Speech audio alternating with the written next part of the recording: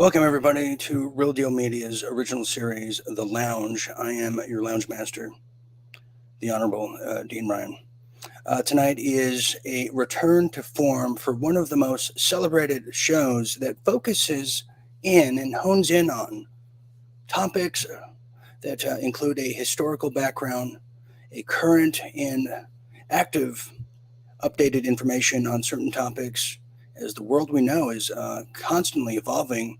Specifically, what the episode and the title entails, Holy Wars. So tonight we're going to be getting into just exactly what is or what are Holy Wars, who's involved, how did it start, what is the history of Israel, because like many people in the West, I don't go to bed and wake up thinking about Israel or Palestine or, for that fact, anybody in Qatar. But maybe some people do, but for the most part, we really don't.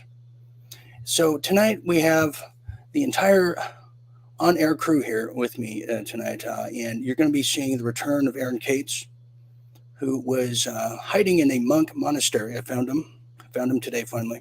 I brought him back. He was finding himself in Tibet, I believe. We'll ask him about that. And the one and only Jim Fetzer will be joining us here. But before I bring them in, I just have to remind everybody that we are broadcasting now everywhere tonight. We are playing with the algorithms once again. Yeah, once again, that's what we do. So we are on Facebook here tonight at The Real Dean Ryan. We're also on Dean Ryan TV over there on YouTube. We're also on X, not the drug, but the platform, and Brighteon and Rumble, I believe. So that's how that one goes. Anyways, we're going to get started here as we kind of get some different perspectives about what happened, what occurred over there in the Middle East, who's to blame, who's the hidden hands, who's all the characters. And we're going to get started here. So let's welcome our patrons here tonight as our panel is ready. All the way from Toronto, Canada, he's known as Toronto's favorite son. He is the Inspector Aaron Cates. Welcome here to the lounge. Okay. Good evening, ladies and gents. Still good to be back. How are you, Dean? Ladies and gents, yes. You're very Mandarin tonight, as in Mandarin Orange. Okay, so the next one here, who else we're going to welcome to the lounge? This is a gentleman who has followed Middle East history of what's happened in Persia and Mesopotamia. He is very well informed on this and studied, researched. The one, the only, the Jim Fetzer. Jim, welcome to the lounge. Dean, it's a pleasure to join you and Aaron this evening. Jim, same. Awesome. Always a pleasure. Honored. Yes, it is. Okay, so we're going to get started tonight with a little video here, and we're going to get to Aaron's perspective here as he's going to tell us his thoughts. A lot of people have been asking Aaron, and Aaron has a lot to say. He's been teasing it all day to me, so we'll find out what that is. So anyways, the first little video here we're going to see is from a very well-renowned reporter. He's great. He's fantastic. It's about the history now of something called Zionism and Israel. I didn't know about it. They don't teach us anything in school except how to find the answers to test without getting caught. At least that's what I learned.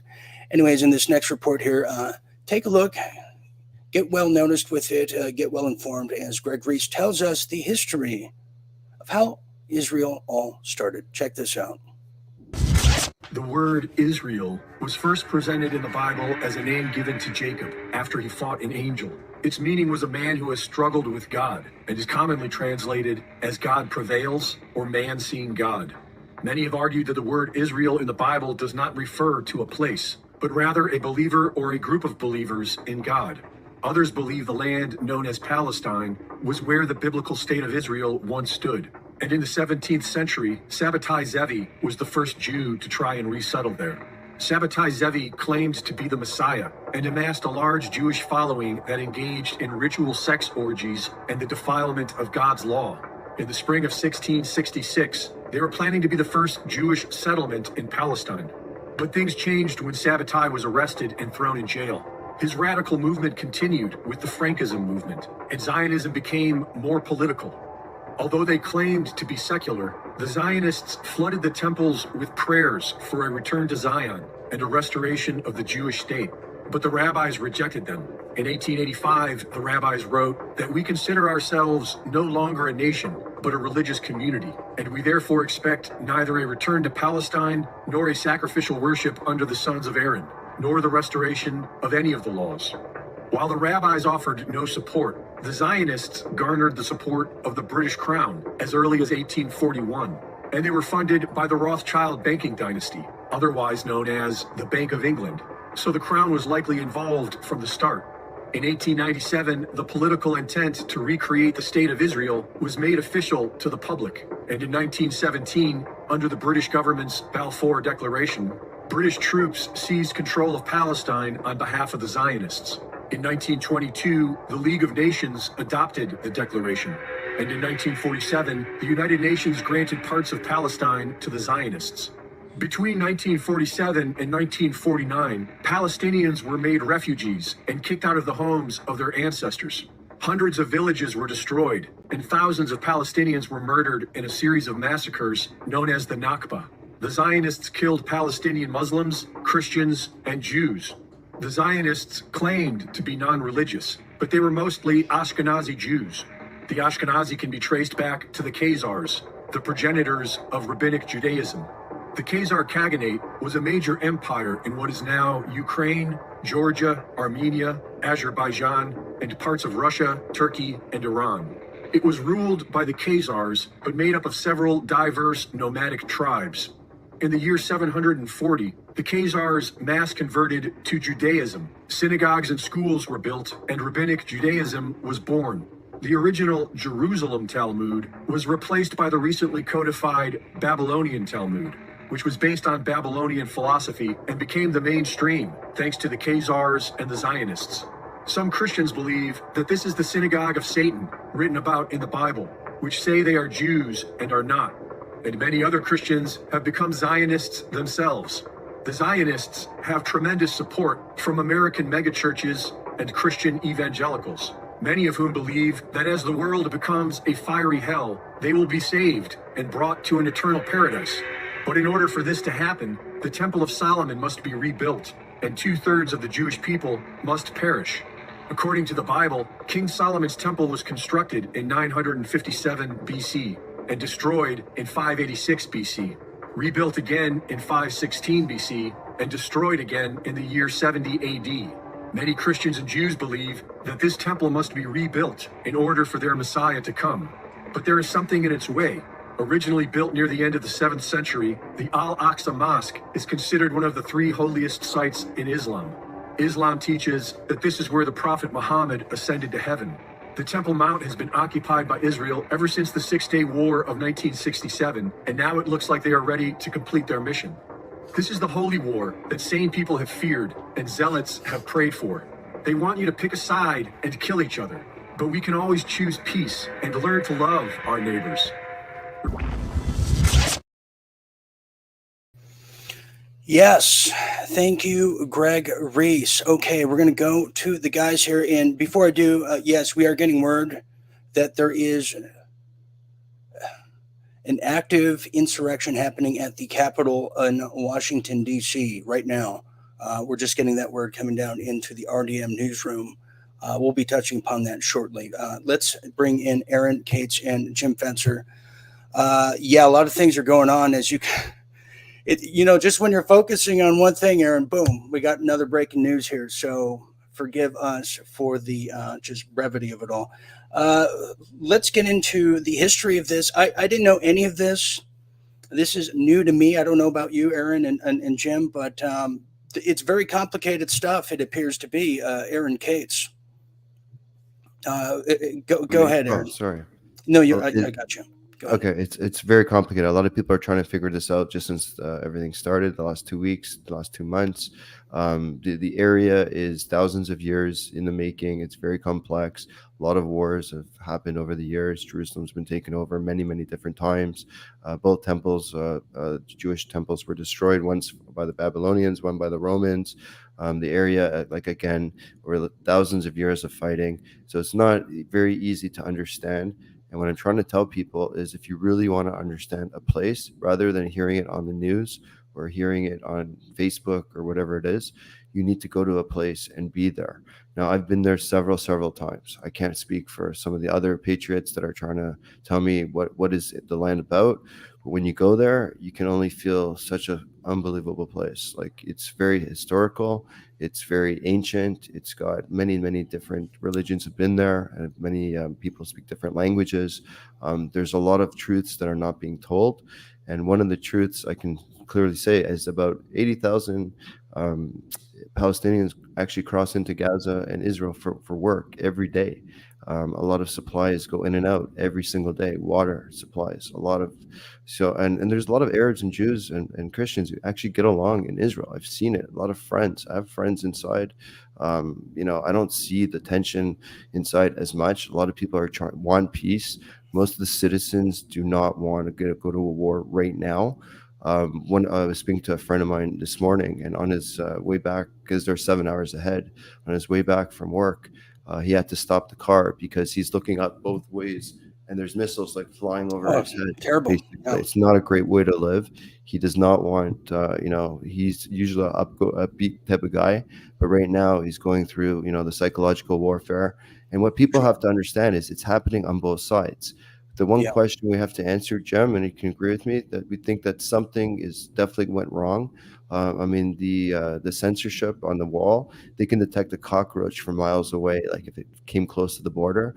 For some reason, there must have been a stand down or something happened technically on that day where Hamas originally attacked into Israel. I'm just saying that something happened. We need to get to the bottom of this.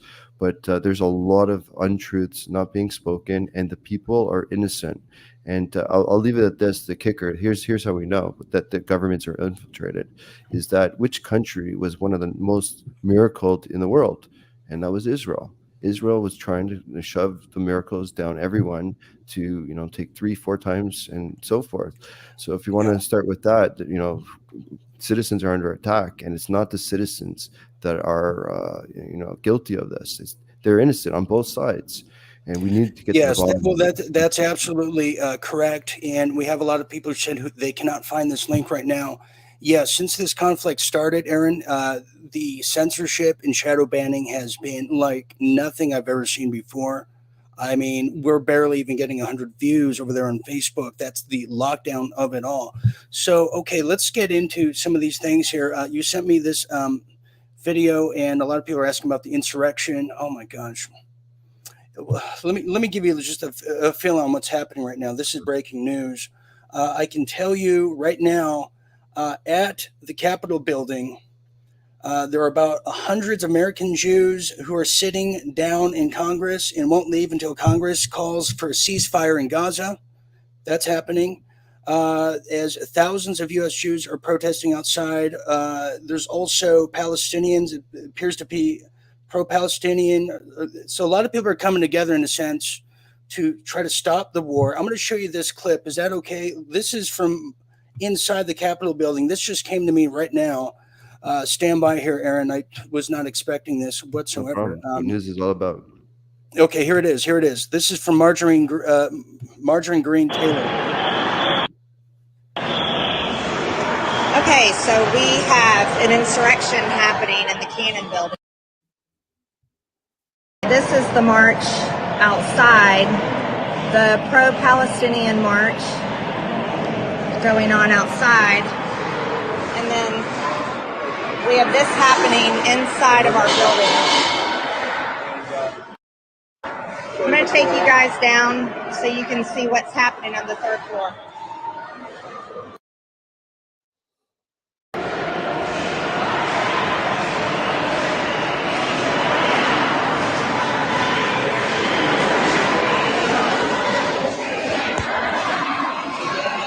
Literally, they've come in and taken over. This is insanity.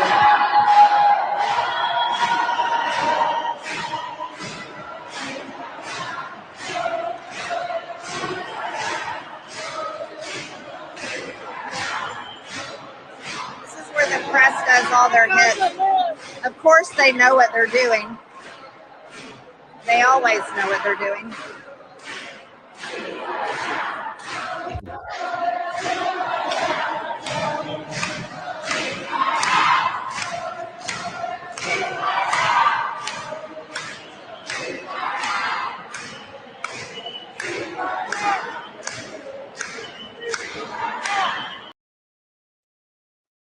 Okay, I'm going to stop it there. Let me just pause that there. We'll keep a note on that. Jim, you want to comment on that? That is from within the past hour or two, currently in Washington, D.C., Jim Fetzer. Yeah, Dean, it's an anti-war protest. Insurrection, of course, is the wrong word. There's no effort here to overthrow the government, but there's a common abuse of language, just as occurred on January 6th.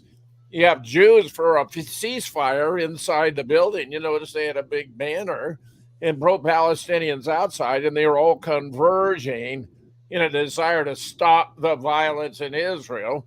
They aren't going to succeed, but I like that they're making the effort. It is symbolic and telling. Very symbolic, very symbolic. Just as you were saying your thesis there, Aaron, that there are normal, everyday people that are in that region and in your country and mine. And what we are going up against is a criminal government on, both sides of the fence here. Even Correct. David That's the Icke. key.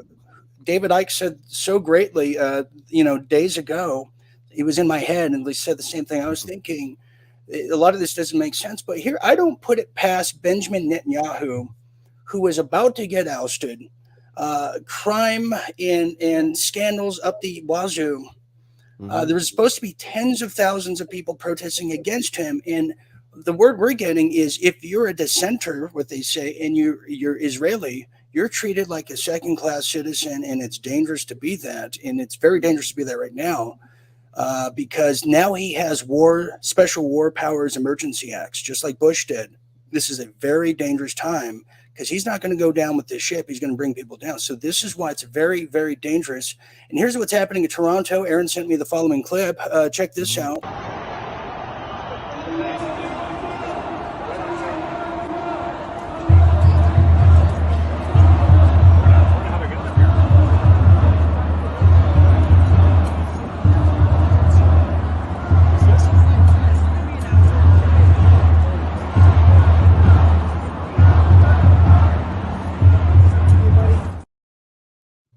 So yeah, that was live in Toronto. That's what Aaron provided for us. What exactly is the update in Canada regarding the entire conflict right now, Aaron? Well, right now that was the outside the Israeli embassy in Toronto. So there was a pro-Palestinian protest going on there, but there have been pro-Israeli protests also almost every other week. There's a lot of things going behind the scenes that just people are not talking about. And actually, what's interesting, I've seen so many good stories actually come out of it also. It's interesting. Sometimes in a conflict, there can be good stories. People who never prayed before, people who never looked to do good deeds, such as maybe donating some money to people in homeless or in shelters, whether it's on both sides. A lot of people woke up. They were on the couch through the miracle, through the God who loved us, and through the Ukraine war that's going on.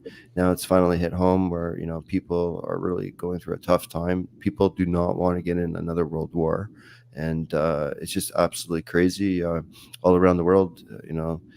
People have some anger in them, and they're letting it out. But we got to really restrain ourselves, folks. We don't really know truly what's going on unless you're there. It's a very complex place to understand, but it's very historical. It's very biblical, and it's a place that's been around thousands of years, and everyone's got their own ideologies of what they want as the outcome.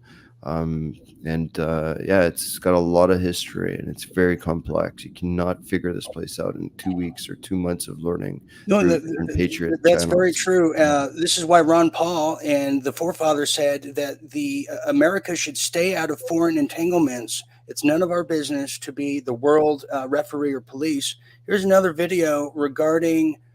This is the soldier video you sent me. Then we have one more. We'll end on the hospital Tel Aviv video. Okay, so what are we about to see here? This is a soldier in the car. So he's about to talk to you about that they want to go into Gaza and do the right thing, but it could be a potential setup for the Israeli soldier. So please listen to this. This is crazy. Let's check it out here. Folks, what I'm about to give you is confidential information that is being released thanks to sources inside the Chinese Communist Party. These sources are telling Miles Guo, the founder of the new federal state of China, that Israel will face a massive setup job when it goes into Gaza. Now, this information confirms my warnings issued last night on the Real America's Voice program, that I believe Hamas is looking to lure Israel into Gaza, and there will be all kinds of booby traps and improvised explosive devices. Now, this new information says these IEDs buried beneath the ground will be via remote control, and they are being dubbed as, quote, super bombs. That from these sources inside the Chinese Communist Party. Now, how does the CCP know about this? That's my biggest concern. The CCP knows about this because I fear they're working with Iran with the planning of all of this. These sources also say that after this happens, there will be attacks on Israel from nearly all sides of that country. This is a warning to the people of Israel, not to deter you, but to take precautions to prevent the attacks from happening and go in and then wipe Hamas out like never before. Now, this goes right into my thesis, Aaron, and I'll give it back to you, of a Cold War between China and Israel.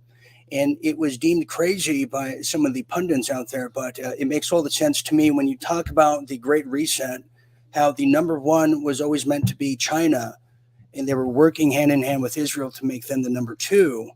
But that doesn't seem to be the case now, and I can get deeper into that. But Aaron, you want to comment on that? Go ahead.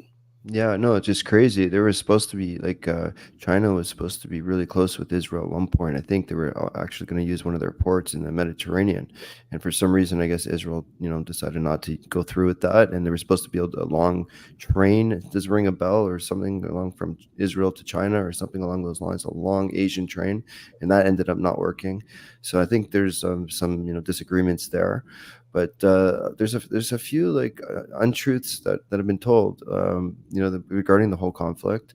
I know that Israel is not innocent, and also the Palestinians. Nobody's innocent when there's a war going on. It takes two sides to tango. Propaganda works on both sides. But one of the things I do know is that Israel originally created Hamas, and from what I understand, and that was to try and get rid of the Palestinian Liberation Organization out. And, over the years, they've lost control. And now Iran is totally in control of Hamas and Hezbollah. And the whole region is just, it can go at any second. We got to get peace. We cannot continue down this path. It can just get out of hand very easily. Like if you just study the history says that, be careful. Be very, very careful right now. Okay, Jim, do you want to comment on the? This was a Canadian soldier, am I correct? Is that who that was? Actually, you know what? I don't know. I don't know who that was. It looks like I'm not sure, actually, to be honest. Jim, you want to comment on that because I've always seen a cold proxy war between China and Israel, and this almost highlights the thesis I've had for almost 3 years now. Go ahead, Jim Fetzer. Well, to comment on something Aaron mentioned way back in the beginning.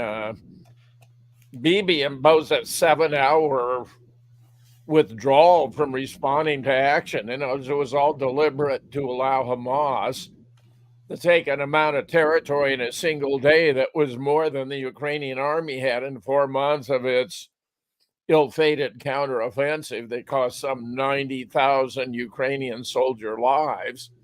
So it was a setup in the sense that Bibi wanted this to happen.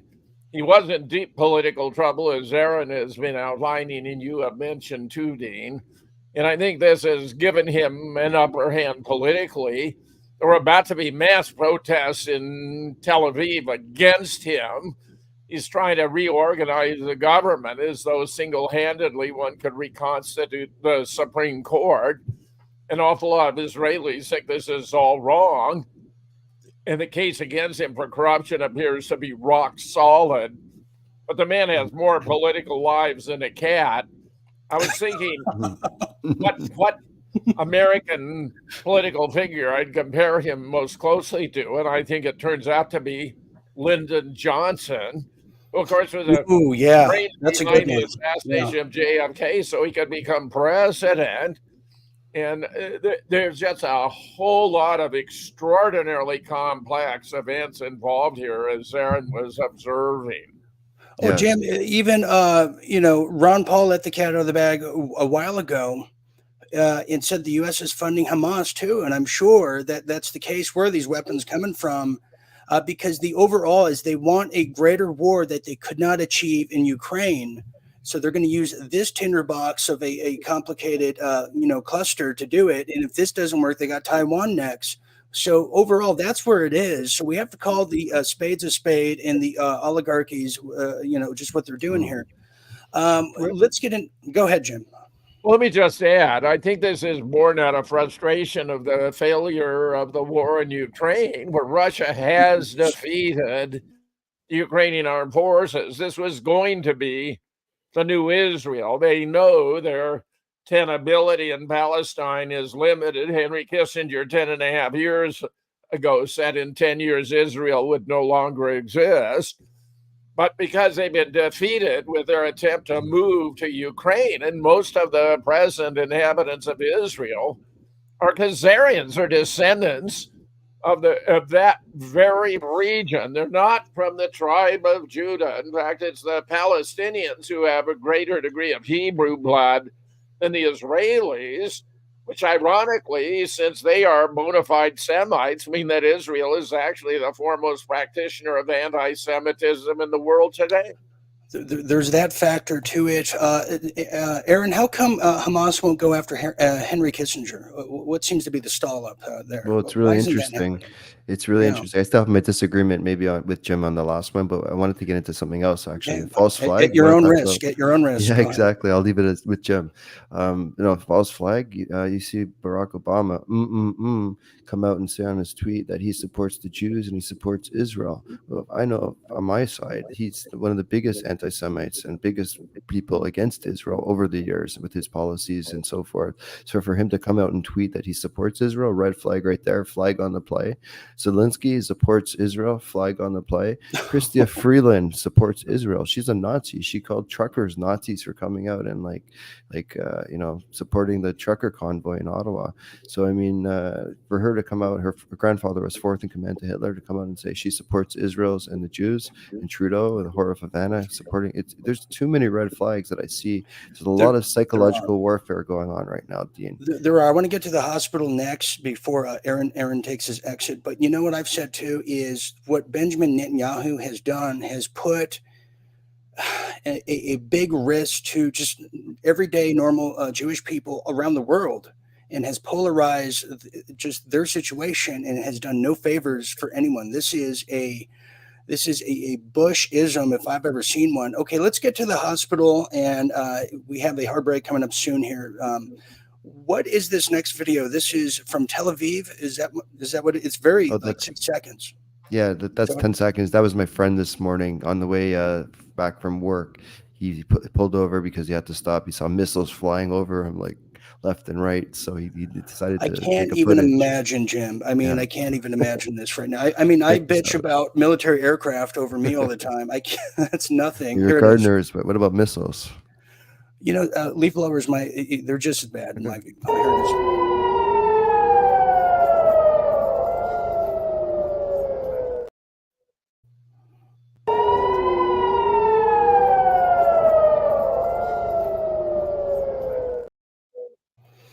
Okay, Only yeah, 10 that's seconds, but you could see there was a missile flying there and left. There was a few of them this morning, he said.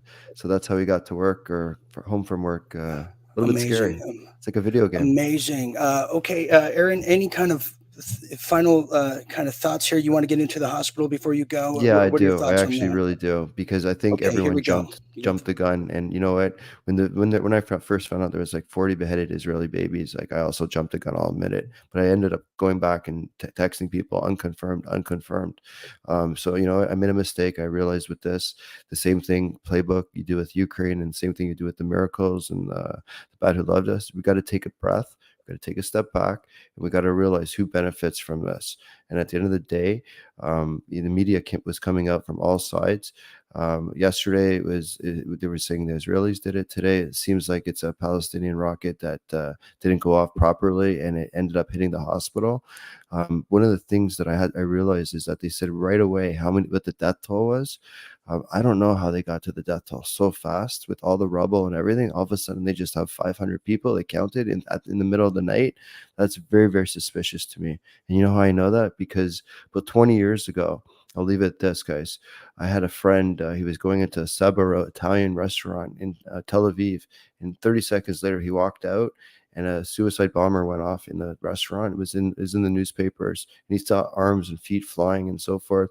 And I remember him telling me it took them weeks before they could find out how many people were there and what happened. I mean, this used to happen all the time. Remember that? People on buses used to get blown up, this and that. So on both sides, guys, we got to really figure out the propaganda. And there is no way in the middle of the night that they were able to count that many bodies that fast. And I said to Dean, I said to a few other people, including James, my friend James Grunberg, American Media, and Patriot Mike Cook, we've kind of come to the conclusion that it was not an Israeli strike. It does no benefit to them to hit a hospital and start killing all these people. I know for a fact people in the military in IDF, they used to use rubber bullets and try to really avoid the killing. Now people get caught in a crossfire, but I'll leave it at this: is that we really got to take a step back before we start jumping to conclusions, because that was too fast, too soon, and people can get hurt if we don't do our job in the media. Good point, everybody. And before Aaron gets out of here, and how are you holding up, Aaron? I mean, you're going through a lot. I know you have a lot of friends and many people in this situation, and a lot of people have been concerned about you. How are you holding up? I'm trying to take it day by day. It's Israel's always in my heart. I'm not gonna lie. Israel is like home away from home. I have friends, I have family there, and I've known people. One of my good friends, his nephew was murdered. I have someone that I know, a friend of a friend. They're in a school. One of the kids' friends got kidnapped. So this is a false flag, but this is real stuff, people. And look what they did with 9/11. People got hurt in 9/11. People are getting hurt now, and they're playing a chessboard with people's lives. And this is on both sides. I care about both people. I want peace.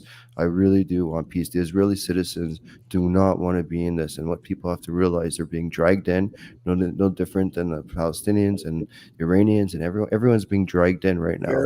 Very please keep in mind the citizens do not want this. And at the end of the day, we're all in this together, so we got to figure this one out, guys. Very well spoken, Aaron Cates. If you want to watch Aaron or follow Aaron on Twitter over there, X, you can do that. We're trying to build his followers up. We're trying. There it is, Inspector Cates, and there's everybody's there. So, anyways, Aaron Awesome. Cates, thank you very much. Jim, thank you. It's always a pleasure. Honored, Dean. Thank you. Good night, everyone. Thank you so much. Okay, good night. Okay, we're going to take a quick break here with Jim Fetzer's all his files and work he put together. We're going to get into the thick of it and go even deeper than ever before here at the lounge as we return to form. And we're going to get to, just what's going on at the Capitol. I mean, this is pretty crazy stuff, isn't it? So we're going to have a look at this, take a quick break. We'll be right back here at Real Deal Media's original series that is getting to the depths, the inner depths of this reality. Stand by. Sitting in here is no business.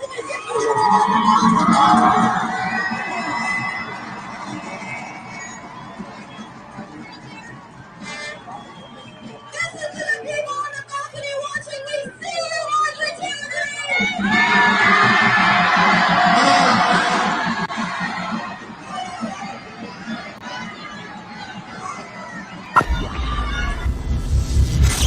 So we really want to our treatment and to affirm and to support and empower these youth, not to limit their participation in activities, sports, and even limit their ability to get gender affirmation treatment in their state.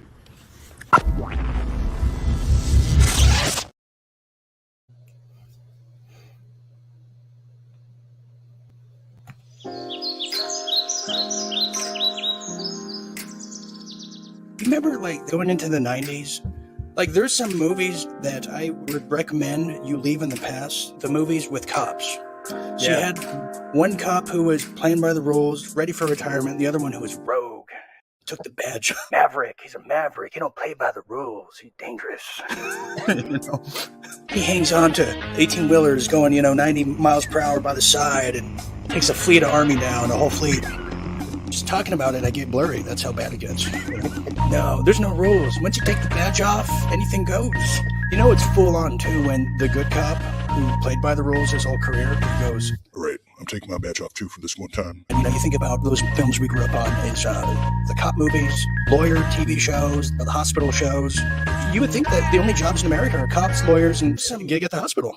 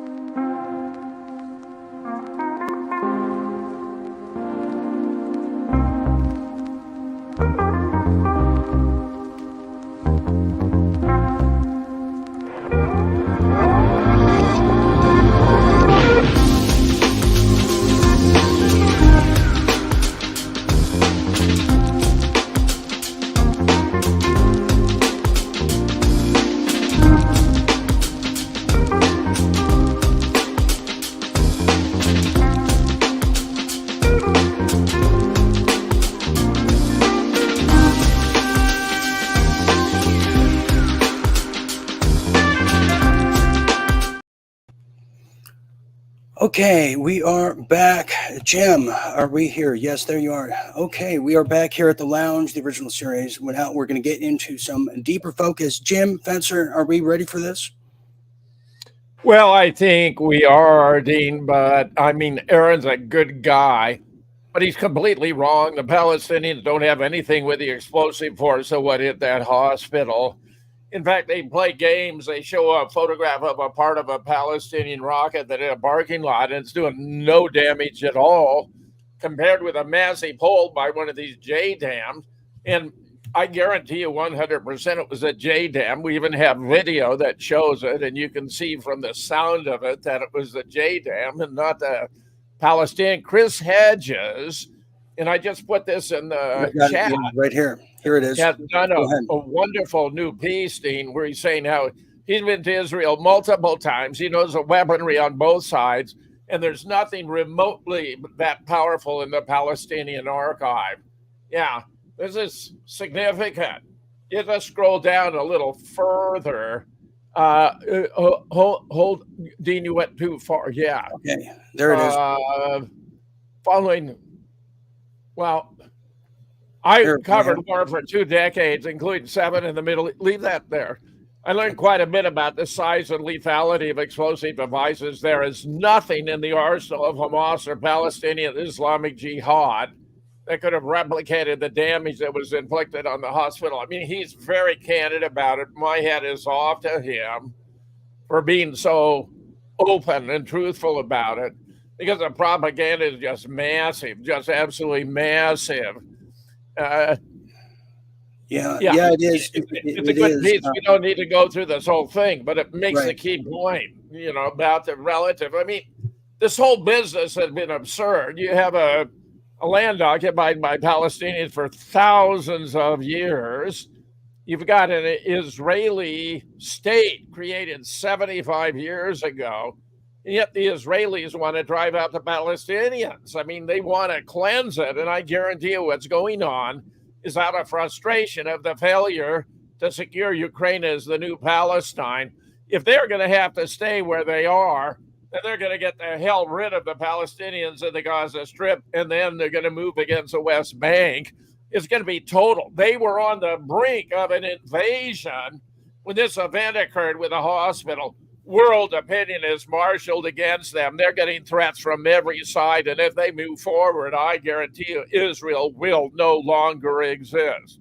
Well, what it is too, it's the polarization. There's elements in the political world that defund the police, all cops are bad. And then you'll hear someone who says, well, my son's a cop, he's great. And I think that's just what it is there's great people that have overall bad institutions around them. And that's what's hard. And then when you're emotionally tied to it, it's a very emotional thing. I don't know how I would be right now if I was living there, or if I had, if my best friend was in harm's way and his daughter was kidnapped. It's very bad all around. But here's the big game changer. We played this last night at World at War, Jim. It's what Charlie Kirk said, who's very pro-Israel, no doubt about it, who said, wait a minute, why was this allowed to happen for 6 hours and there was no IDF people at the border? In fact, here's a little replay. In Israel many times, the whole country's a fortress. When I first heard this story, I still had the same gut instinct that I did initially. I find this very hard to believe. I've been to that Gaza border. You cannot go 10 feet without running into a 19-year-old with an AR-15 or an automatic machine gun that's an IDF soldier, right? The whole country is surveilled. And so let me just kind of go through this. We don't talk about Israeli politics very often, and most Americans don't know this.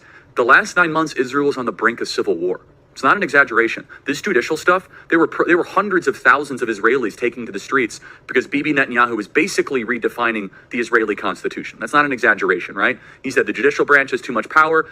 There were protests planned this week against Netanyahu, where they anticipated tens of thousands of people to take to the streets. That's all gone, Patrick. Netanyahu now has an emergency government and a mandate to lead. I'm not willing to go so far that saying that Netanyahu knew or there was intelligence here, but I think some questions need to be asked. Was there a stand down order? Was there a stand down order? The answer, Dean, is emphatically yes. It was a stand-down order for 7 hours to allow Hamas to get out there, get territory, get hostages, create a brouhaha. Did Bibi know about it? Bibi directed the whole damn thing. Are you kidding me? It's like, was Israel involved in 9/11? Israel masterminded the whole damn thing with complicity of the CIA neocons and the DOD and in the administration. Dick Cheney was on the ground, the executive director on 9/11, and the Mossad. There were 200 Israeli Mossad agents masquerading as art students in New York. They were going to blow up the Lincoln Tunnel, the Holland Tunnel, the Brooklyn Bridge. They were going to isolate Manhattan as an island, Dean. But the New York cops were really good, and they gathered most of them up before they could do such stunning damage. Jim, you're really on point, because this could have not even been Hamas breaking into the border there. This could have been directed as it was in 9/11. The parallels are just uncanny. This could have been some Mossad's posing as the Hamas, the same same people that Netanyahu funded. There's so much kabuki theater, but I have this article from Jim Fetzer. Let's get into it now. It says, what is this? Cover up. Israeli deletes video they claim showed Islamic Jihad rocket hit hospital.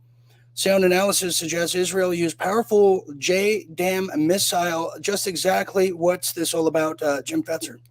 Yeah. Just scroll down a little further and you'll see this is an Israeli shill. He's in the IDF chain of command for getting intel. He gets intel before it becomes public. It was posted a tweet saying that the Israeli Air Force had struck a hospital because Hamas was using the hospital as a base to fire off rockets. And it's a shame that all the babies and women and patients got killed. But the fact is, it was their plan all along. Scroll down, Dean, a ways, a bit further. You'll find it. And then they remove the post. You'll see a little bit further. We're going to come back to some of this. Go just a tad more, Dean. Here it is. No, back up. Okay, right here. Here's what I want. Why the question becomes, why did you delete your initial tweet? Well, look at the initial tweet right there. Haniana, Naphtali, breaking. Israeli Air Force struck a Hamas terrorist base inside a hospital in Gaza. A multiple number of terrorists are dead. It's heartbreaking that Hamas is launching rockets from hospitals, mosque, schools, and using civilians as human shields. And the commentator says, why did you delete your tweet? You've already confirmed that Netanyahu put you on an official Israeli task force to control the narrative online. This means you get information from Israeli intel before the media does. This is very damning, Dean. If you go to the next, we'll see the video that confirms that what hit the hospital was a JDAM. It wasn't a Palestinian. The sound of the Palestinian rocket is very faint. The sound of the JDAM is very strong. And as Chris Hedges pointed out, there's nothing.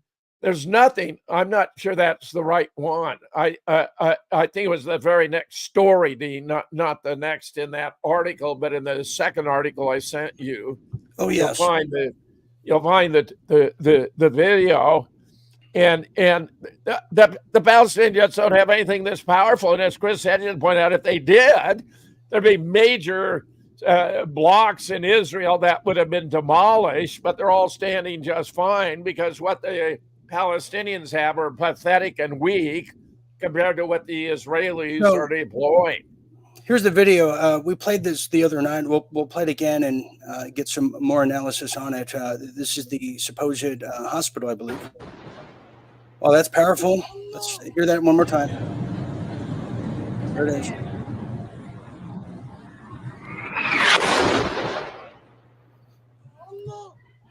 You know, I'm even open to the idea, Jim, it could have been anybody. It could have been a third party that only maybe certain elements of the Benjamin Netanyahu cabinet knew about. You know what I mean? This is so 9/11. You had this IDF shill telling you it was the Israeli Air Force who did it. There it was. He knew. They were going to turn this against Hamas. It was supposed to show how bad Hamas was, that it forced Israel to destroy a hospital because they were using it as cover. Bullshit. They knew damn well what they were doing, and the death toll is going to be close to 1,000 before all this is said and done. I've been called up from the front line to a different front, the digital warfare. The Prime Minister has called me to join this task force here behind me that is fighting around the clock to fight and defend Israel. In the media, there is a war between good and evil.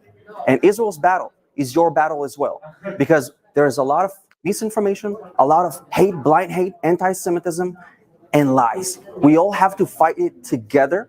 So I call you to stand on the right side of history, take a bold stand for Israel, and together we are going to win this war. There is no other option. Thank you very much. No, you see, that's the shill they're talking about. This guy's an Israeli apologist. You know, anytime Israel is criticized for anything, it's anti-Semitism. Well, what do you think? Israel is a flawless nation that never makes any mistakes? It's absurd.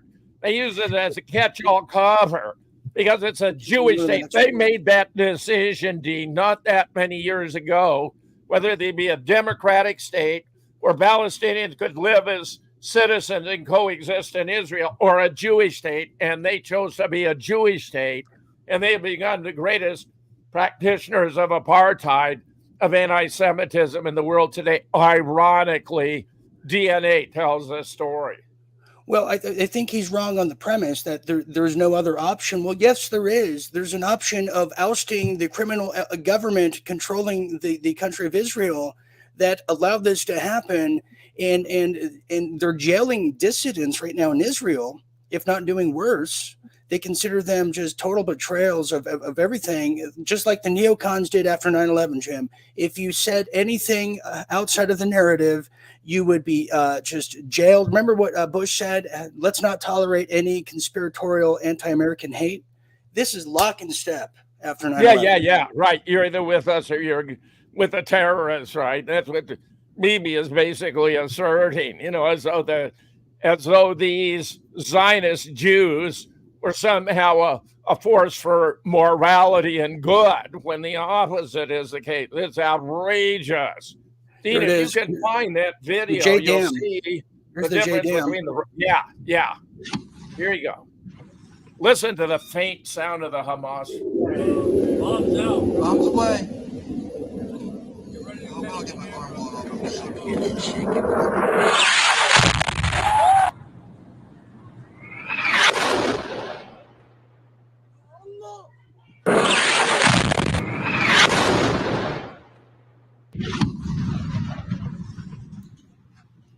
Wow. Play it once Wow. more so people can hear that very faint sound of the Palestinian. You can barely hear it versus the JDAM. Okay, one more time. Bombs Here we go. out. Bombs away. Get ready to I'll get my arm blown off. I'm just looking at it shaking.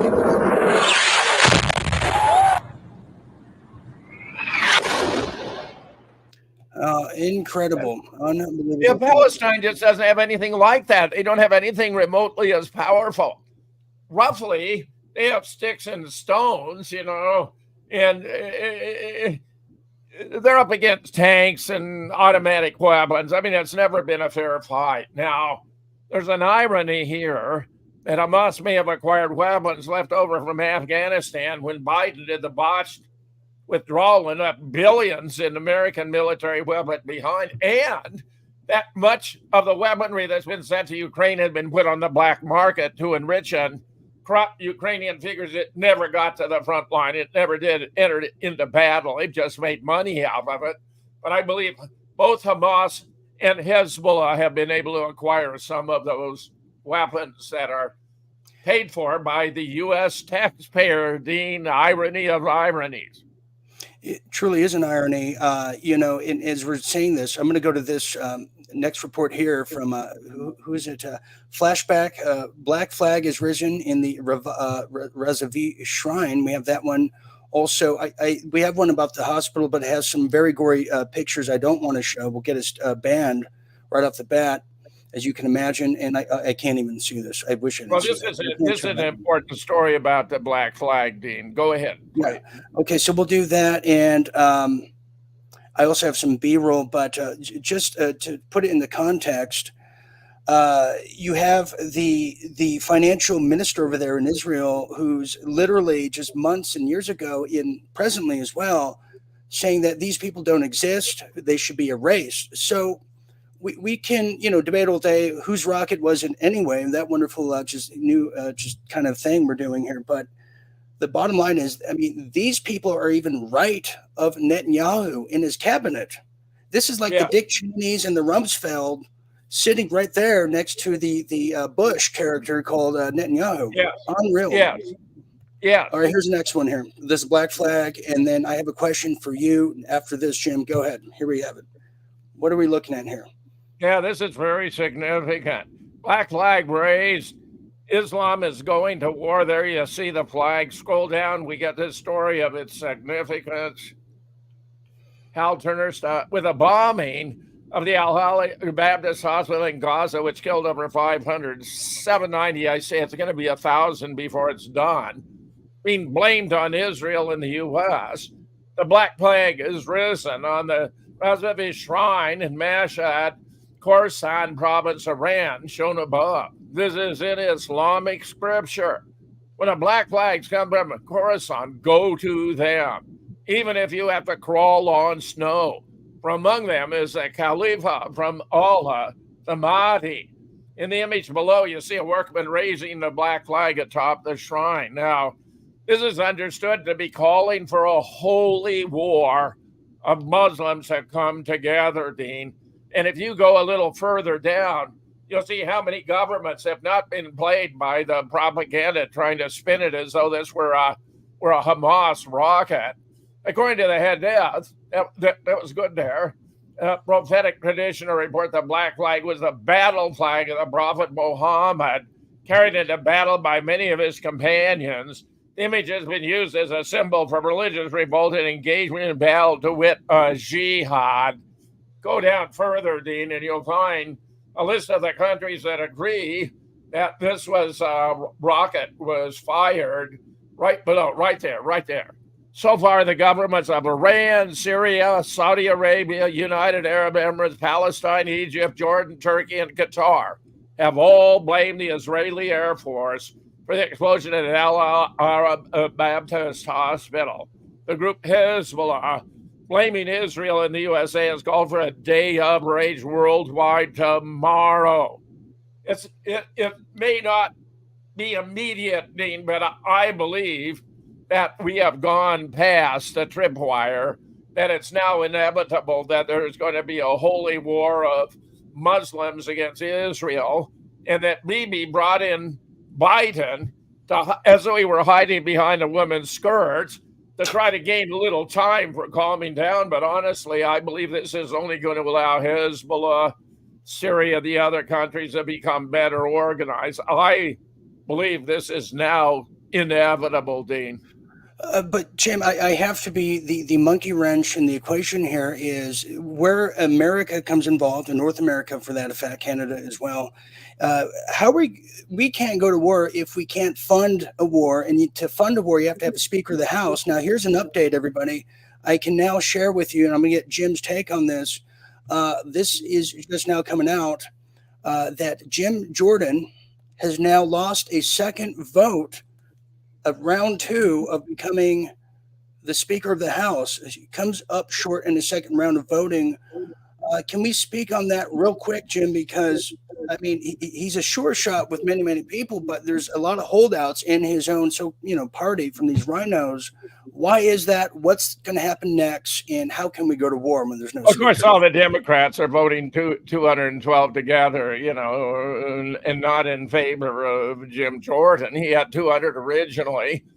He gained 2, but he lost 4, so he's 2 votes shy. There's a very important story out there that was run by Steve Bannon that lobbyists have been making special deals with representatives to vote against Jim Jordan because Jim Jordan doesn't want to support the war in Ukraine. And I'll bet he doesn't want to support the war in Israel either. So these are lobbyists for the military-industrial complex. They're trying to make sure their profit margin doesn't diminish. I think Steve Bannon's got it exactly right. And this is a reason why I believe it was a mistake to postpone the voting. You take one vote, you take another vote, you take another vote, you take another vote. It took 15 votes to get Kevin McCarthy elected. They should not be postponing to allow outside intervention by lobbyists in Washington, D.C., which is just loaded. There are more lobbyists in Washington than there are members of Congress by a ratio of about 10 to 1. Very, very interesting. Very interesting. All right, we're going to continue on here. At some point in time, Jim, we're going to start looking at inquiries and what have you out there that we can. Sure. People are really Of very course. enthusiastic. Before I continue, Jim, I got to ask you, when you were in the Marines as U.S. Marine back in the 60s and you were in college, was Israel even on the mind of people back then? I mean, were we thinking about Palestinian or Middle East, anything in the 1960s and prior? I can't remember. Well, from the founding of the State of Israel, the Palestinian problem has been the biggest human rights problem confronting the entire world, and it's been the failure, the neglect of this problem that has culminated now with the desire to eliminate all the Palestinians by the Jews. And there's no question that's their objective. And they're being egged on by lunatics like Nikki Haley and Lindsey Graham. And I'll say this to Prime Minister Netanyahu, finish them. Finish them. Hamas did this. You know Iran's behind it. Finish them. They should have hell to pay for what they've just done. Finish them. Yeah, that's Nikki Haley. She's Mark tub B. Levin, whom Hannity refers to as the Great One, is calling for Israel, if it's threatened to go down, to exercise a Samson option, where they have nukes in the capitals of all the major cities of Western Europe and the United States to set them off, to take the whole world with them.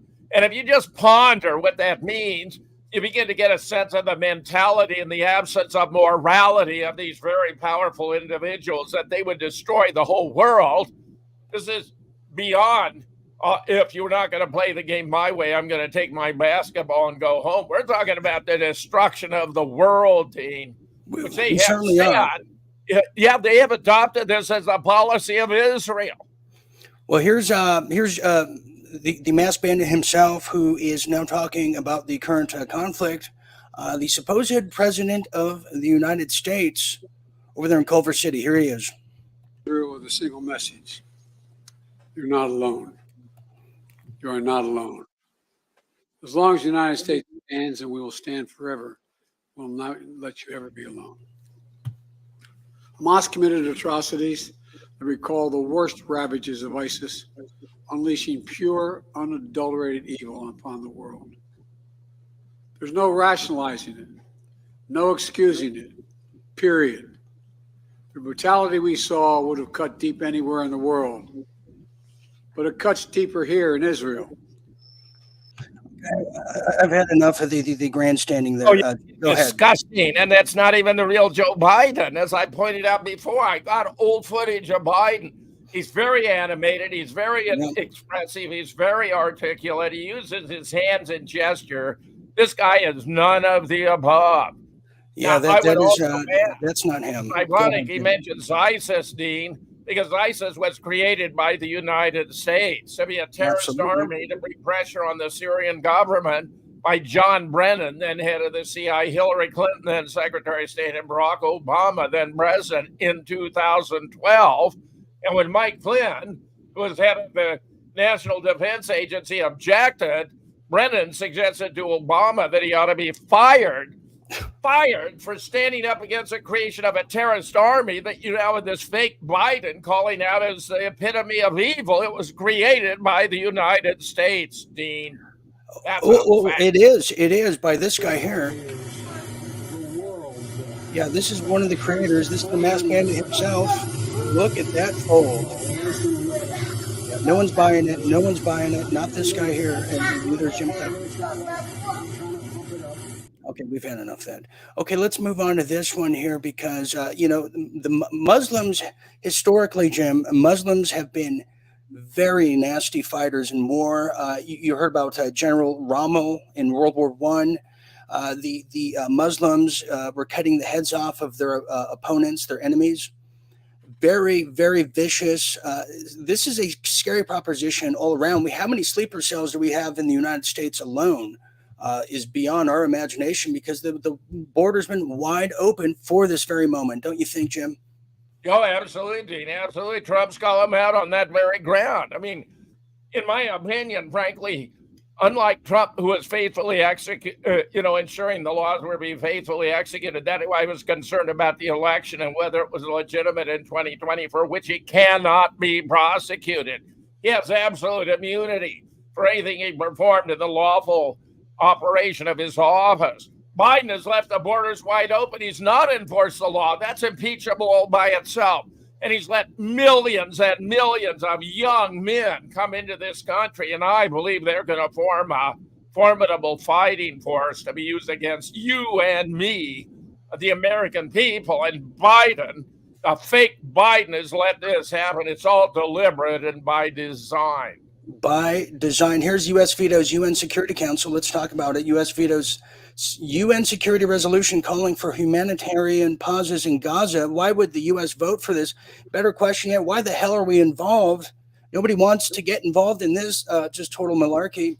U.S. on Wednesday vetoed Brazilian proposed UN Security Council resolution that would have called for humanitarian pauses to allow the delivery of aid to Gaza. They have their water shut off. No food's allowed to go in there.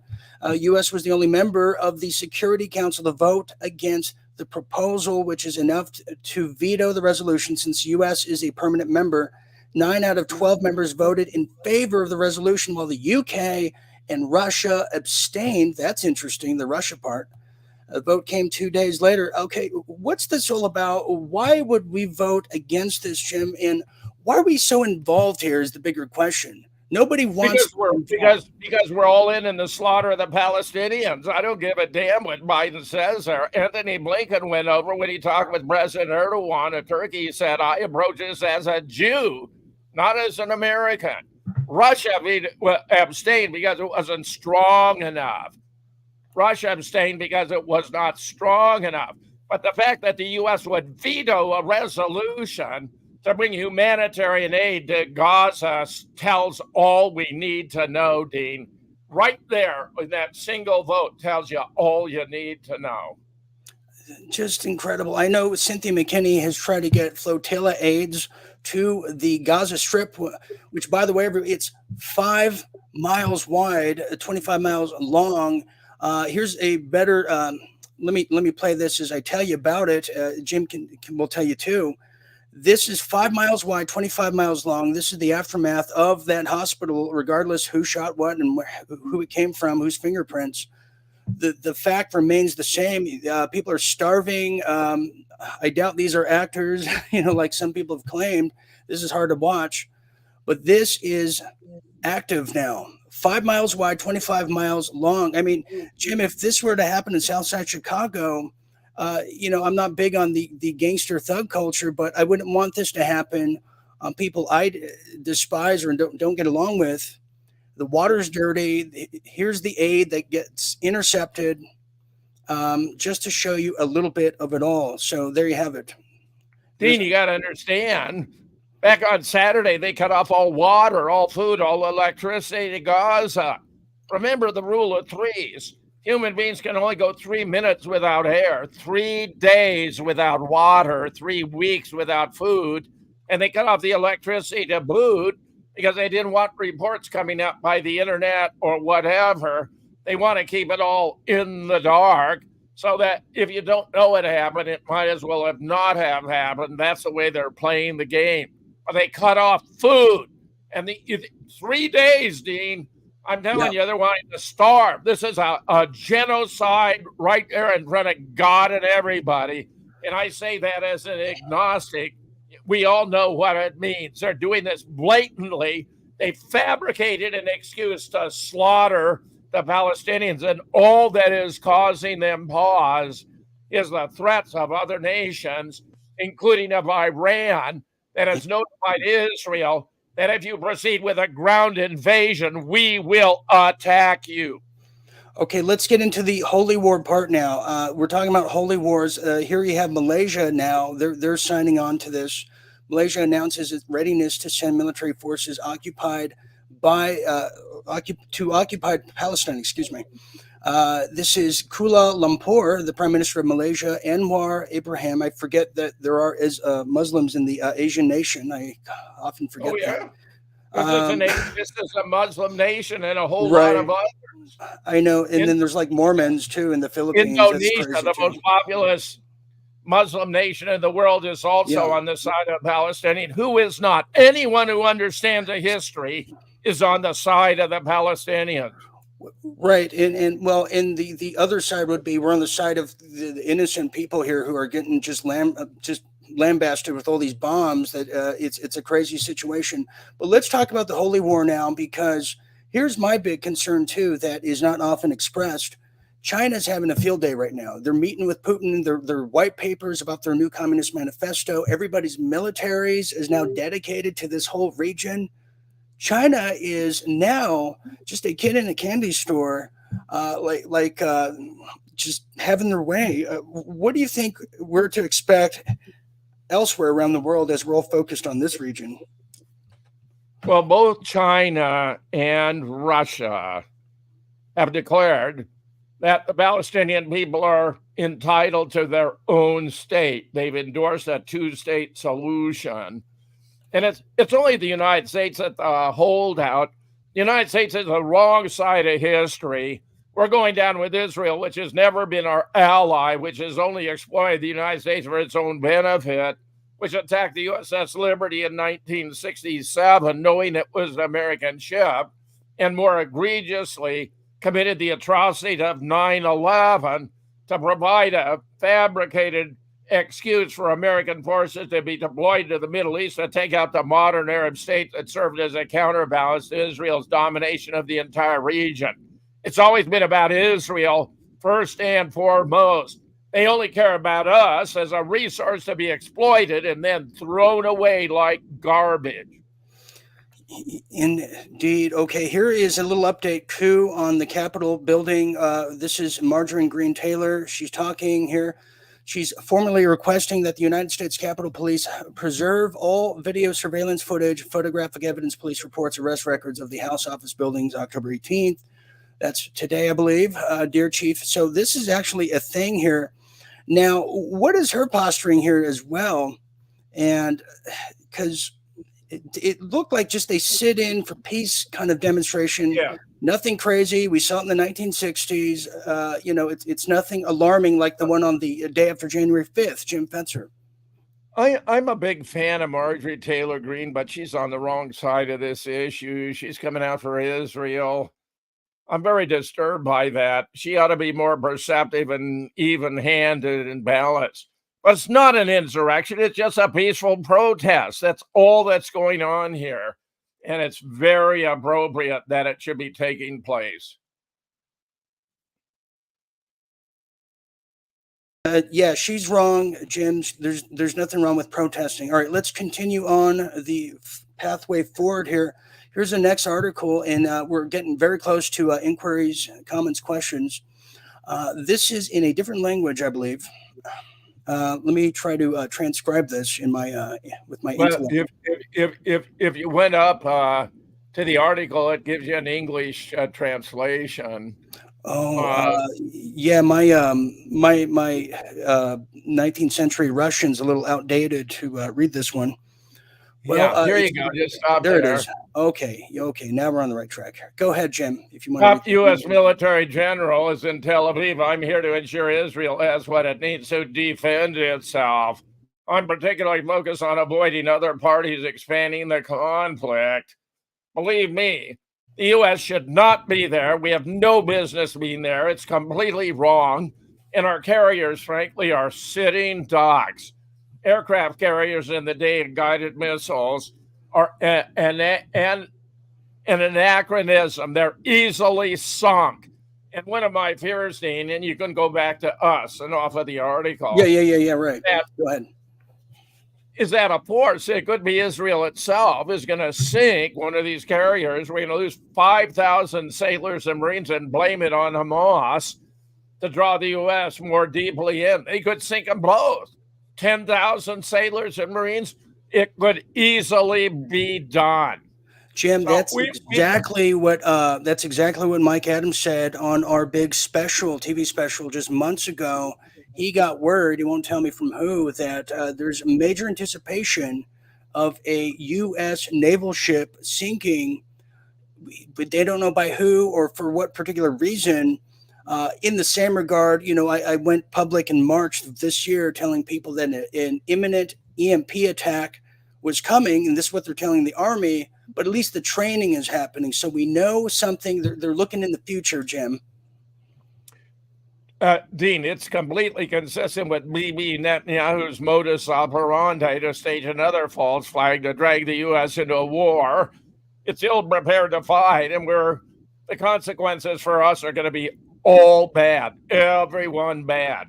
Right off the bat, 5,000 or 10,000 sailors and Marine, our most sophisticated aircraft carrier at the bottom of the Mediterranean Sea. I foresee this happening. Well, here's a photo. Photo says 1,000 words. It says Vladimir Putin with what seems to be Brian Stelter from CNN. I'm not sure who that is there. Oh boy. Yeah, that's just two bald guys to me. So let's go down here. What are we looking at exactly here, Jim? Well, he's talking about the Hamas-controlled Gaza Strip on a par with the siege of Leningrad during World War II. Now, this guy is nobody's fool. And by God, I think he is a great moral leader astride the world stage. There are a lot of lefties who would never admit that in a million years. But Biden is the most corrupt administration in the history of the United States and destroying America before our very eyes. And they're going to hang on to him like lemmings rushing off the cliff to the destruction of this once great nation.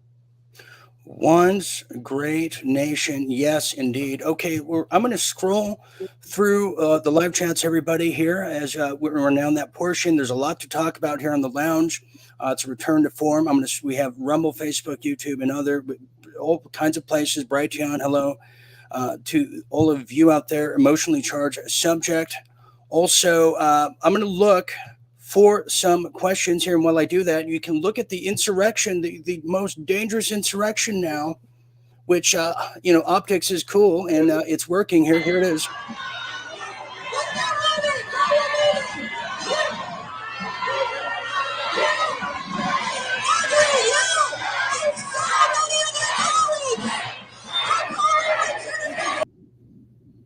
Dangerous people, Jim. Dangerous people. Okay. It's like a campfire. They're going to break out into kumbaya, Dean. I mean, it's ridiculous.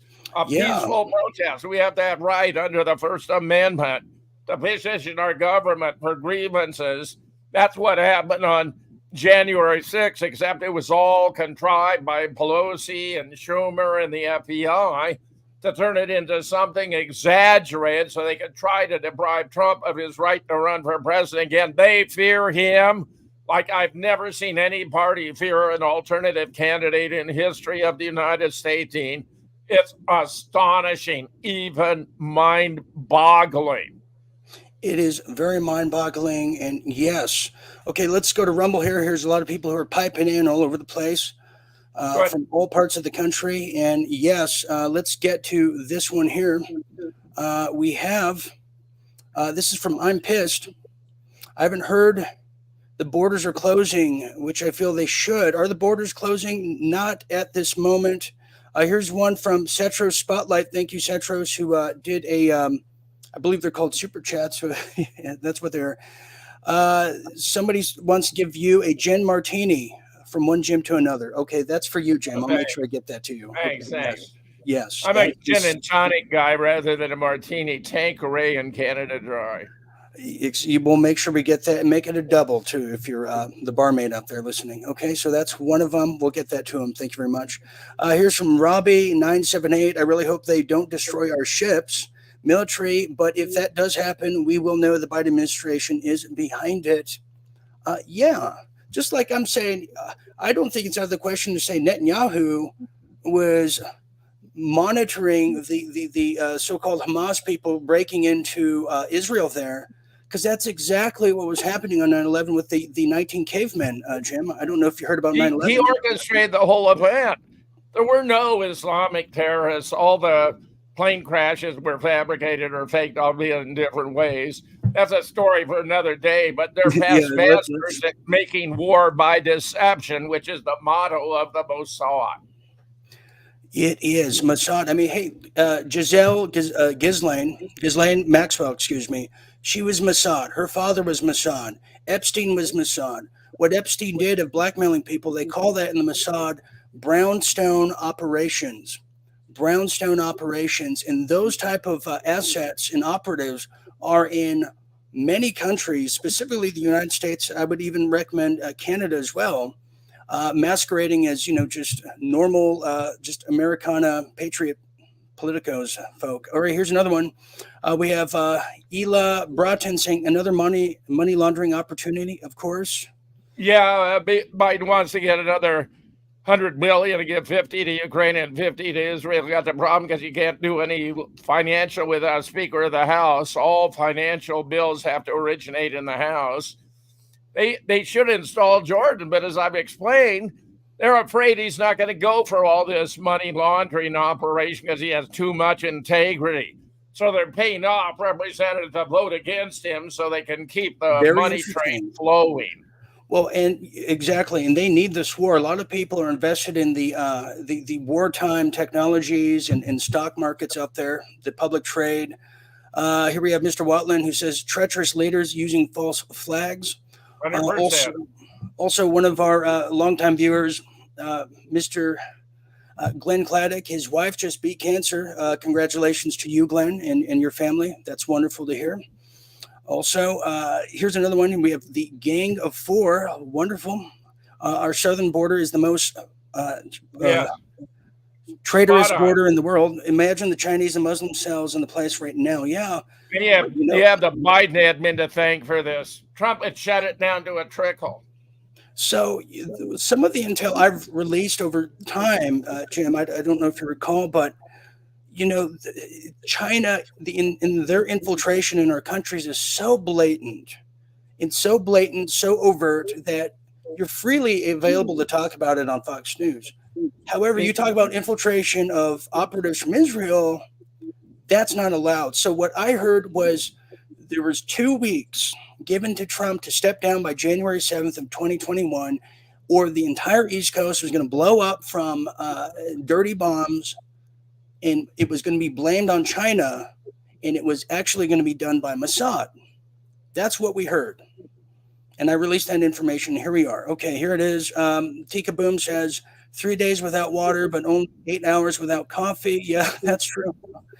And, like 6 hours, they allowed the break into Israel happen. And there's no IDF for just 6 hours. They were just watching it happen. Let it happen. I mean, come on. Let's talk. He ordered the stand down. He moved them up to the West Bank on a flimsy pretext.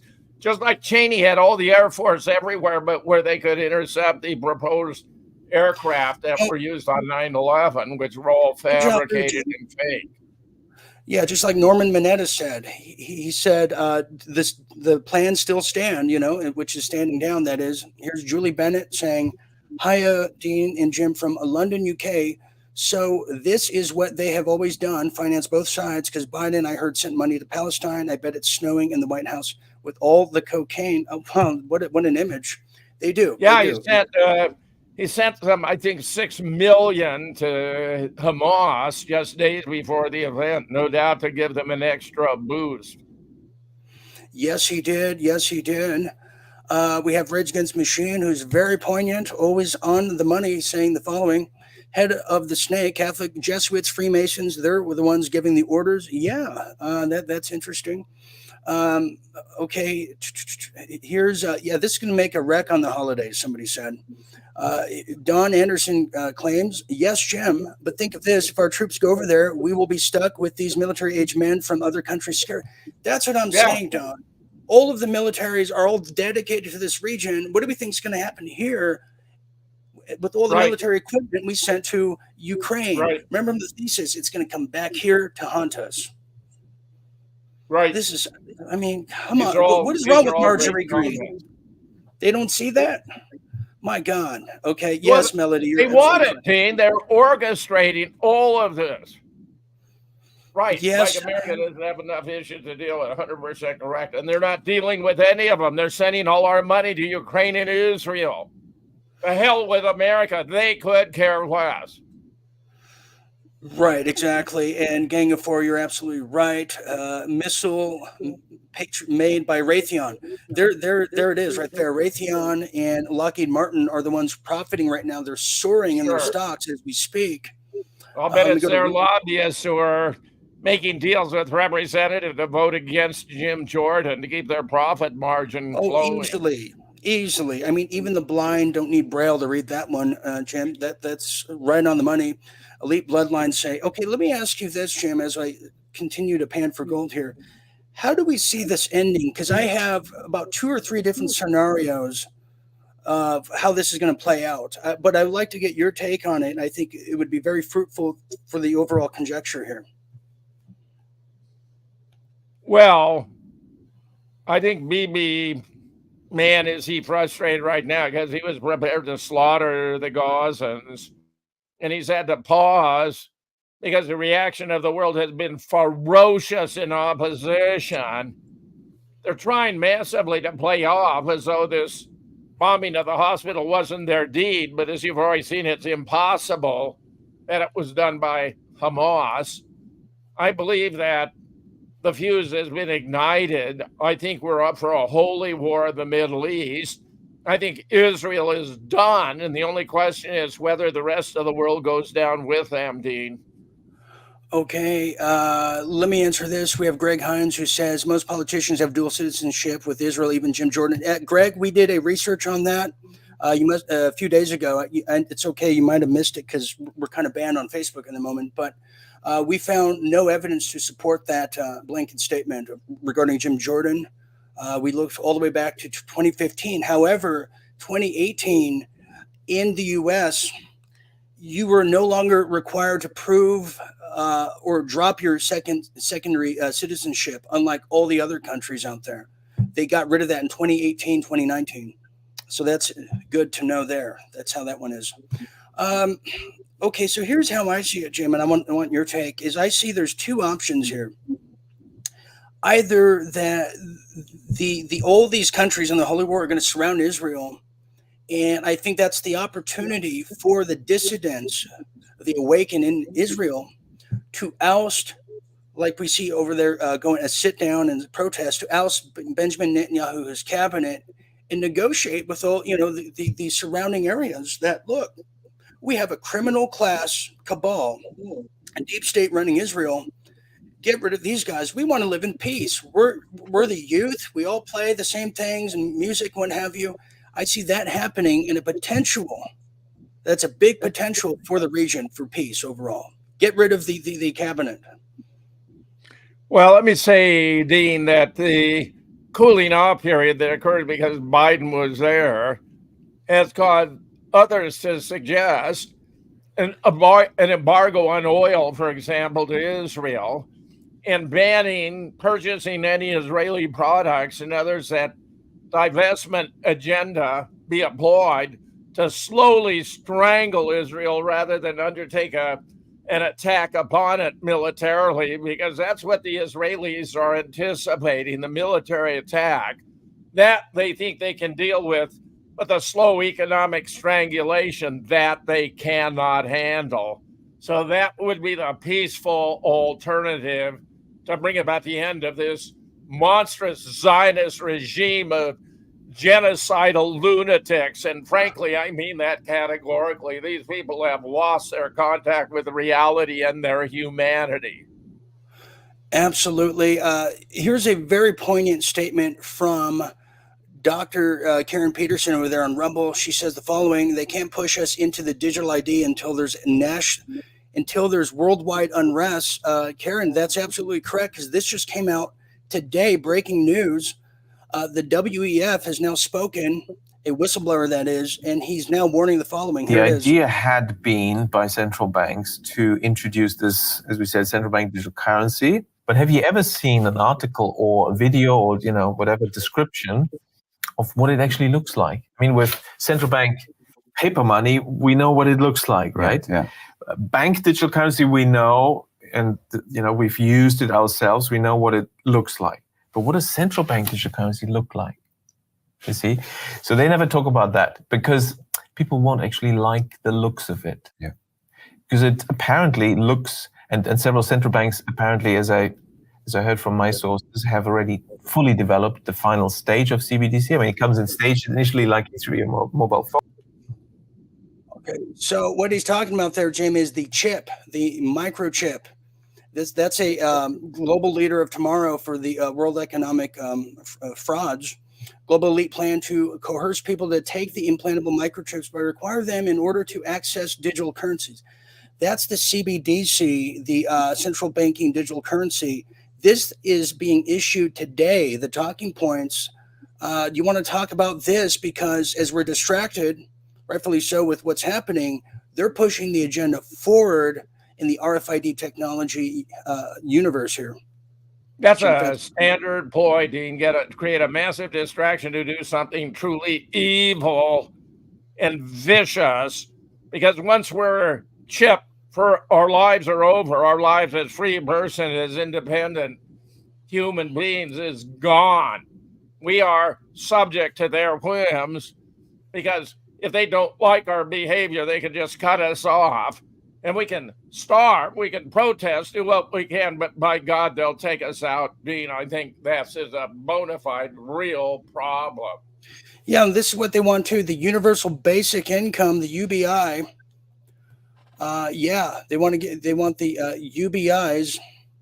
German economists, they're already talking about, they're sending their people out there. This came from the International Summit of last year, RFID chip. This is why they want the biometrics everywhere.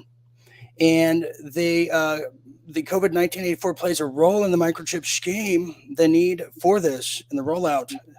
Yes, very Orwellian to say the least. That's how that one goes. Just in time for the Gates Foundation, who's just coming out of the decrepit coffins of life. They're pushing for this too now as we speak about this. Just incredible. No shame whatsoever. No shame. Okay, let's take their contempt for humanity is profound. These are elitists who believe only they are entitled to freedom and ordinary people are not.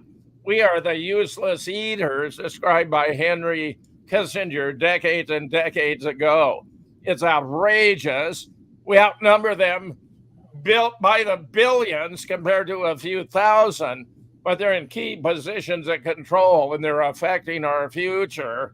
The question becomes, can we do anything about it? And it may be that we have no choice but to lock and load and overthrow a tyrannical government, just as the Declaration of Independence declares our right to be. Absolutely. Take a boom. You're on the money here tonight. Communism being the ultimate goal. Yes, I call it corporate communism, not your grandfather's communism. That's the old days. Now it's very, very much. Well, the universal income is they're going to eschew entrepreneurs and capitalism and investment and achievement and merit. Everyone's going to be treated the same. It's part of the reason they're trying to treat men and women as interchangeable, as though there were no biological difference. Blacks and whites as though they were equal in ability and talent, when blacks are clearly physically, athletically superior. Whites clearly intellectually and mentally superior. I mean, these differences are innate and genetic and products of evolution, but they don't care about science. They have an ideology that trumps facts. No, that's true, and you know, Irish people can drink. That's one of the other benefits and traits we often forget. Here we have some good news, Jim, which I heard both of us like, and the audience as well. This is coming from Rumble. Angelina Wolf declares another declaration saying that Arkansas declares China cannot own property in their state. Some good news to share there. Yes, it is, Angelina, and thank you for sharing that.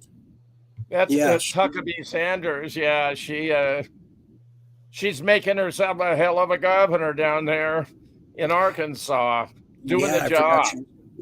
I forgot she's governor tonight. Meanwhile, Gavin Newsom is finding an anti-parent law that allows the parents to take kids away from the families over transgender issues. It's just insane.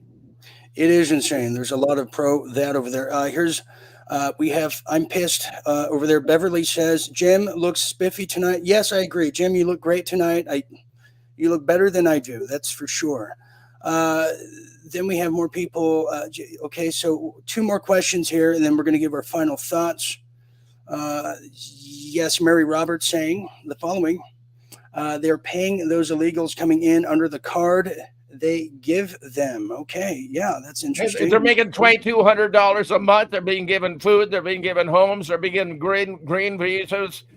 They're given the royal treatment. They're giving the American people the shaft. Yes, Leela Broughton, absolutely on the money. Just like a magician to strike with one hand while the other one tricks you. Yes, it is. Yes, it is. What do we think about BRICS, Jim, as Gang of Four bringing up CBDC? The CBDC, which is the central banking, and the EU, they're very, they didn't think they would have competition here, but they do, with over 170 countries now signed on to BRICS. What are your thoughts? What are your thoughts on this? BRICS is the future. What the Biden admin did when Russia invaded Ukraine was kick them out of SWIFT, which was an international financial, and the original head of SWIFT rejected it, that it not be politicized. So he had him fired and replaced with a compliant stooge who would manipulate the financial system, so other countries saw, man, if we're a part of SWIFT and we do something the United States doesn't like, they can cut us off financially at the knees. They're all going to BRICS. The Biden admin has mangled every possible way the situation in the United States. We are held in contempt. We are despised by the overwhelming majority of the world for good reason. Yes, indeed. And here are some other scenes from the current insurrection that is just so dangerous. Look at that. They have craft services there. They have ushers that, walk you to your seats. They have a camera crew. I failed to see the travesty unfold that needs the police. I mean, come on, give me a bloody break here. Okay, finally here. This is a good one to leave off on. Greg Hines, thank you for being here today. We have a lot of Canadian viewers all over the place. Lots of censorship here in Canada. How can the Liberals support the alphabet mafia and Palestine Muslims and cry anti-Semitism at the same time? This goes into they want the war. They don't care who starts or who's finishing it. They want this conflict because they couldn't get it with Ukraine. Take that to note there. Take that. I think that's a good point, Dean, and they may very well get it. Yeah, they could very well get it. I mean, if I just even just think about it a little bit, I mean, hey, is it crazy to think that missile could have came from an other, like somebody that is just wanting to create havoc, wreak havoc in the whole region? Yeah, it could be possible, but there's a combination of things. Anyways, we're going to give our final thoughts here. We want to thank everyone for piping in here. There's a lot of just beautiful comments out there and conjecture. All right, Jim, what is your final thoughts on this very, very historical time to be alive, as people are as confused, as this is brand new information for a lot of people, but yet confusing? Jim Fetzer. Well, I think that the cooler heads prevail. The slow economic strangulation of Israel is overwhelmingly preferable to military attack. But from what I know of human nature, we're far more likely to get the latter than the former. All bets are off, because when you have individuals recommending the Samson option, and apparently they do have nukes in all the capitals of Europe and in all the major cities of the United States, I do believe they are willing to follow through and take the rest of the world down with them. Very, very good point. Very good point. And I may be doing some overtime and some backstage for our members. Indeed. So my final thought here is, and thank you all for joining us here as the lounge has returned to form here with my colleagues, Aaron Cates. We want to thank him. Quite emotional time, as you can imagine. And that's just being in Canada alone. Also thanks to Jim Fetzer. But my final take on this as we close the lounge here is, this is the opportunity for everybody to come together and call out the criminalities of the conspiratorial reality right in front of us. And this is why people like Jim Fetzer, whose life has been dedicated to this work of presenting and showing the fraud, because if we can all see the same fraud, elements of it, intent, then we can come together and throw out the criminal class of our countries, our society, and prevent even further escalation of war. This is the chance to do it. True, just humanitarian, public, across the board dissent is needed. And we're seeing that in Israel, not publicly on a grand scale, but we know it's happening. There's a civil war in Israel right now, and it's happening over there at the Capitol building with it. Just scary insurrection, just totally scary. So this is the moment. And we have empathy and we have sympathy for the victims on both sides. We know, innocent people don't deserve this, because war is a product of failed diplomacy, and that's how we see it here. And wonderful. Okay, we're going to get out of here. Jim Fetzer, you've been on fire, and many of the audience has as well. Aaron, it's good to see you. So for Jim Fetzer, for Aaron Cates, I'm Dean Ryan saying thank you for sharing a bit of your late night with us here at the lounge. I'll be back very soon, probably tomorrow in that case. Until then, always remember to stay tuned and stay awake. Good night, everybody.